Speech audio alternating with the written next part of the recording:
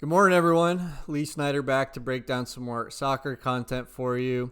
Today I am talking the three-game Bundesliga main slate occurring on Tuesday afternoon. Just a couple brief news and notes before I jump in. Number one, if you're interested in soccer content moving forward, I'm going to be putting out videos on a daily basis.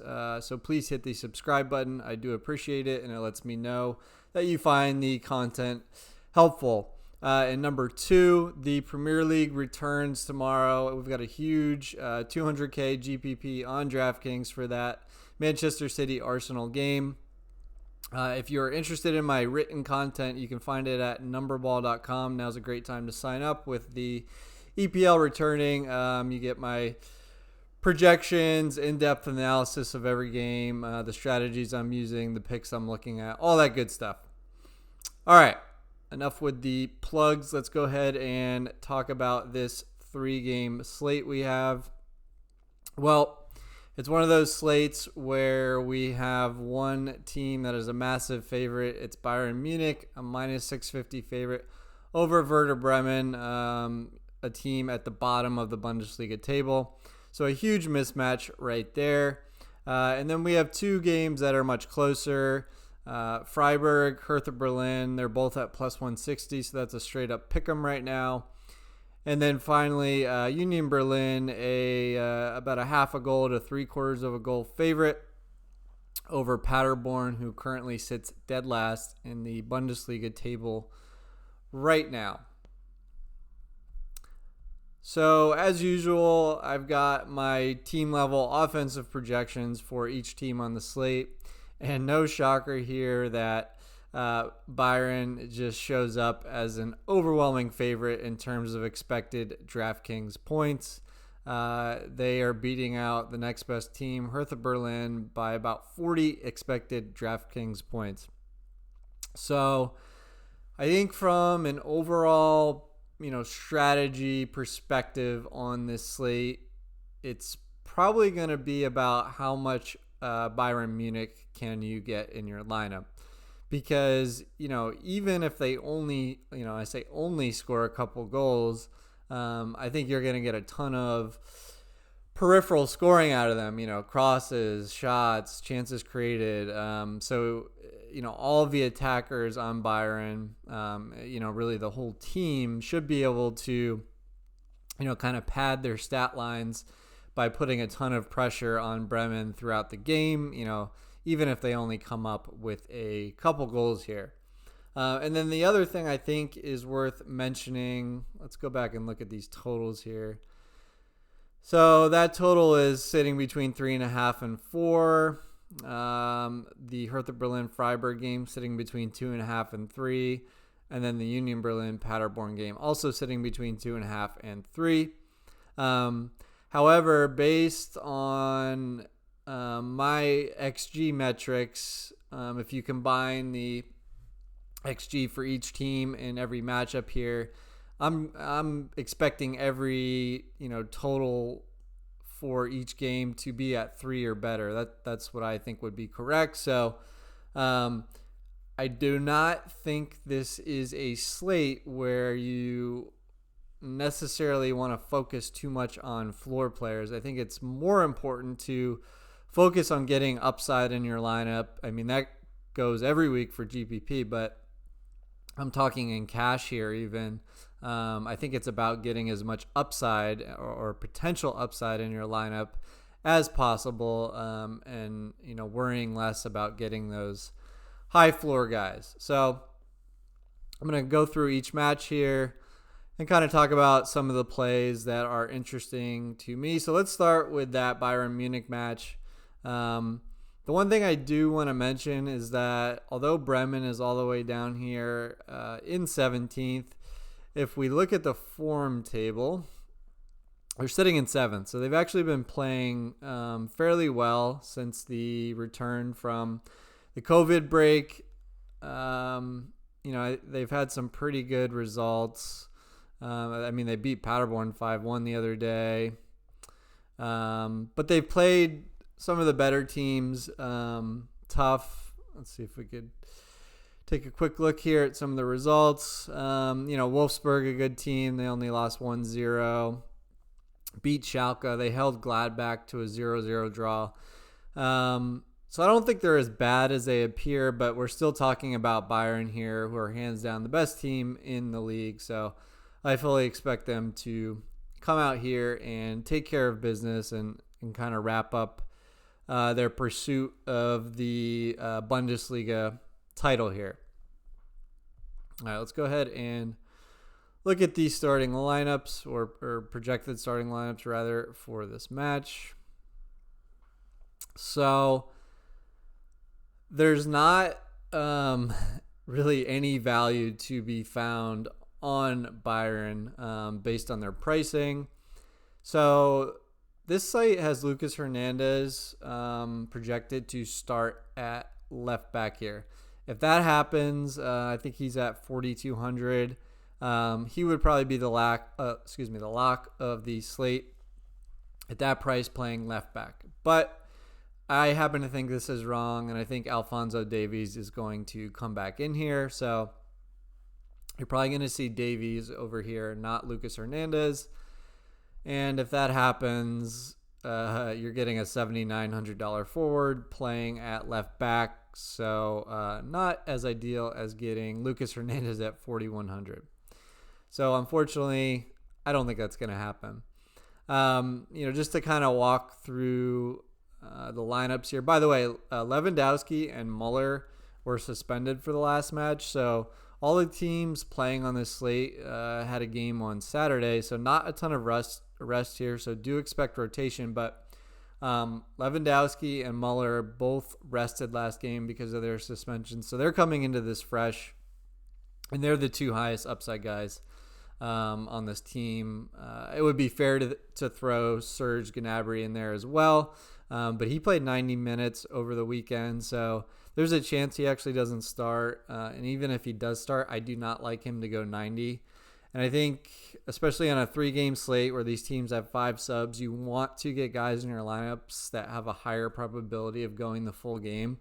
I think Lewandowski and Muller both fit that mold. You get a little discount with Kingsley Coman, who did not start last match, so he's on the fresher side as well. I do like that. Joshua Kimmich, 7,800, taking all of the set pieces. They finally switched him over to midfield, whereas he was a defender before, which was clearly incorrect because he does play in central midfield now. Relatively speaking, Kimmich, I think, is probably fairly priced for the safety you're getting out of his floor, taking all the set pieces. And I think in a game where Bremen's probably just going to try to sit back here and pack it in and make it really hard for Bayern to get good chances, I think Kimmich will be on the ball a lot, should have plenty of corners. So I do think he's a very strong play, which is not a hot take here. Goretzka is kind of the deeper lying midfielder with Kimmich. But he's been on a pretty incredible run of form here. 2 straight goals in his last 2 matches. But he put up 8+ floor points in the 2 prior games without any production. And then had scored in 3 of 4 games prior to that. So although he's more of a defensive-minded player, he's getting involved in attack plenty. And I don't think that'll change here. But at that price, he's more of a kind of a boomer bust option. You're going to need that goal or assist for him to pay off. Pavard at 5,300 is going to play right fullback. Not a bad price at 5,300, and he's going to be one of the cheapest ways to get exposure to Bayern. And then, Boateng is probably going to start at center back, 3,200. On a slate where you want to jam in as much Bayern as possible, I don't think it's the worst idea to consider using him to grab a clean sheet and if things work out well, a set piece goal or something like that. And I have to check, but I think Bremen is actually the worst team in terms of allowing set piece goals to opponents. So that's another reason I like Kimmich taking all the set pieces, and then perhaps a guy like Boateng, who is likely to get on the end of a set piece. All right. Bremen, I mean, you're going to get like a discounted Rashika or Bittencourt here, but it's just such a big mismatch that I do not like taking any Werder Bremen players, especially on a 3-game slate when there's a couple other games we can look at. All right. To go back to the projections, so you got Bayern up here, Bremen down here, and then in between, it's basically even in terms of expected production. So I think the focus for me will just be, I'm not necessarily targeting another team outside of Munich, and it'll be more about finding the best plays among these 4 teams here. But let's start with Hertha Berlin, just because they do have the highest expected offensive projection behind Bayern, just a hair ahead of a few other teams. And again, all these teams just played a few days ago, so I think it's going to be really important on this slate to monitor those starting 11s. That's where we could see some value open up, and that could be really key to jamming in a bunch of high-price Bayern guys. Starting on the Hertha Berlin side, again, I don't completely agree with this projected lineup. First of all, Piatek's not going to play in the wing here. He'd be probably up top with Ibisevic. But Matthias Cunha is expected to return to the starting 11 here, actually. And Cunha is one of those forwards that combines floor and upside really nice. But the problem is that he is 9K. So, you're essentially choosing him over a player like Kingsley Coman for Bayern. So I'm not sure that is the optimal play here. Another thing about Hertha is that you're going to look at their game logs from their prior match against Frankfurt, and they're not going to look very impressive, but that is mainly because Hertha got a red card at the end of the first half and played down a man for the entire second half. So kind of threw a wrench in the production of everything from a fantasy perspective for them. But Vladimir Darida is priced reasonably on this slate. Let's see where he is. Yeah, 6,800. The other thing you're going to see is that only one corner was taken by Hertha in that prior match. Darida took it. That was on the right side, though. I still believe that Plattenhardt is going to take the left-sided corners here. And so I think Plattenhardt is a definite defender option to look at 6,000, taking half of the set pieces. I think the forwards here are in a decent position, and it could be good leverage off of the Bayern guys. So if you want to look at Ibisevic or Piatek, definitely some merit to that. And then finally, if you want a cheap midfielder, I don't mind Marko Grujic. He's had, doesn't do a ton, but it's a guy that has 4 goals and 1 assist on the year, and at only 3,200. Not a bad punt, again, to save some salary. All right, on the Freiburg side, like all these guys up here up top, there's a lot of question marks as to who's going to start. So again, just keep a close eye on the lineup for them. Gunter and Grifo are essentially splitting set pieces right now. Let's go ahead and look at the pricing on these guys. So Gunter 6,200. I think it's probably it's close between him and Plattenhardt. It's hard to, you could take either one of them. Only a $200 difference. Grifo. 8,700 again. Not sure that I want to go there. because that's going to take me off a Bayern play. But, of course, there would be leverage in doing that. We could see Nils Peterson, 5,600 start. I think he'd be a good value from a goal-scoring upside perspective, so he's someone to look for in there. I like Jonathan Schmidt, 4,800 here. He's playing right back. If he was defender eligible, I would love that play. I like it a little bit less at midfield, but still an option to consider. All right, let's go ahead and take a look at that final match, Union Berlin Paderborn. I spoke about the form table earlier. Where are we? Both of these teams, Union Berlin here, Paderborn here, yeah, they're basically at the bottom of the form table, so both playing very poorly. If we're looking at the way they project, Union Berlin right here, so Union Berlin, they are the favored side here. They probably are a little better, so I want to start by looking at their options. I think this projected lineup looks pretty accurate for them, actually. So Trimmel has been a super consistent player. He's like the protege to Filip Kostic in terms of his crossing and the floor he brings.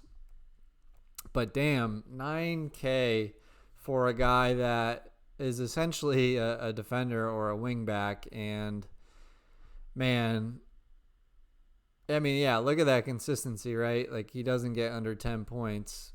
But then look at that upside. He's only hit 21 time. So again, on a slate where upside is really important, do we want to pay 9K for a guy's floor? Probably not. So, I mean, you want to use him like in a GPP, that's going to be pretty contrarian, I think, because at that price range, everybody's going to Bayern. So, sure, if Trimmel has his 10-point floor game and then happens to score a goal too, well, then you're in business. But I think from an optimal perspective, not somewhere that I'm really thinking about going. Again, if Uja here, 5,500 starts at forward, nice value from an upside perspective. And then we could see Ken Reichel here start at left fullback, 3K. So that would be a really nice value. He sometimes plays as part of a back three, so essentially a center back. But if they switch to a back four here, because of some injuries they have in defense, we could actually see him at left back. So that's something to look for. That would be a great value right there. All right, finally, let's talk about Paderborn. Paderborn, another team that I do expect to see some shuffling of players. So, Antwi Adeji could miss some time here because he's been a consistent starter for the last 3 or 4 matches. He and Kai Proger are essentially going to split set pieces when they're on the field. However, what's the guy's name? Yes, this guy Anthony Evans started last match, and then he ended up being on set pieces. Actually had a pretty nice floor game. If he starts at 4,400, a nice value there to look at. Obviously, the minute's a little bit of a concern, but at that price, you're getting a guy who took some set pieces, was shooting, pretty active. So would definitely be interested in him if he is in. But if he's out, then I think you're going to see either Proger or Antwi Adeji or probably a split between them on set pieces. If Antwi Adeji is out and Proger is in, I'd have a lot more interest in Proger there. 7K, not a bad price for a guy that has a really solid floor, but can score as well. And then Streli Mamba is projected to be in at 3,500 for a forward. Pretty gross game log here. Not getting a lot of minutes, not a lot of production. But you don't want to get too caught up in the game log. It's still a guy in like a relatively soft matchup who scored 5 goals and had 2 assists on the year. So, I can't get out of here. There we go. All right, sorry about that. So yeah, not the worst punt option at forward there. Again, if you want to find a way to maybe like jam in Serge Gnabry to your midfield or something along those lines, or just to get Muller and Lewandowski. All right, one other thing I do want to mention here. All right, so this is something I do on a weekly basis. I will pull up all of the implied scoring odds for players on the slate. And then I take their salary and divide it by the implied scoring odds and get a value metric. The lower the number here, essentially the less you're paying per dollar for every percentage point of implied scoring odds. In other words, the guys who, have the best value score here are basically the cheapest guys in terms of potential upside. So on a slate where upside is very important, floor less so, this could be a great way to pick out some guys that could help you win a GPP. So you're going to see a couple of the guys I mentioned, Peterson and Mamba, both up there in the top. But then the crazy thing is, this is saying essentially that even at 11,200, Lewandowski is one of the best values on the slate in terms of his implied scoring odds. So I think, Lewandowski is a great, I don't want to say great. He's a definite cash option on this slate and just one of the best values overall for his upside. Obviously, he's going to be massively owned in GPP. So as awesome of a play as he is at that price, you just have to remember that he's going to be very highly owned, and there's a bunch of potential leverage and moving off of Lewandowski, not only because of the ownership, but because of the salary that would open up for you. Again, Ibisevic, Uja, a couple other guys I mentioned that could be nice values. Grucic, the $3,200 midfielder I mentioned for Hertha, he's showing pretty well here. Here's an interesting one. Uwe Unnemeyer, he's a center back for Paderborn, but he takes their penalty kicks. So anytime you see a center back with an implied scoring percentage over 10%, that's something you want to kind of pay close attention to. So 2,700, again, you're getting potential upside. A PK is obviously not something that's going to occur very often in any given match, but he's saving you salary. He's got some floor from his defensive, actions, and hey, if he gets a PK, then again, that's a way you could win a GPP. I'm not really sure why David Alaba has like 21% implied scoring odds, because he's a center back as well. But I guess it's a good matchup. He's capable of scoring on a set piece. So that's kind of interesting. Kingsley Coman, a player that I'm not typically a huge fan of because he's a little inconsistent, doesn't always get 90 minutes. But in terms of Bayern options, he's kind of priced nicely, a little bit off of Lewandowski and Muller. And again, pretty good value for his scoring odds of about 39%.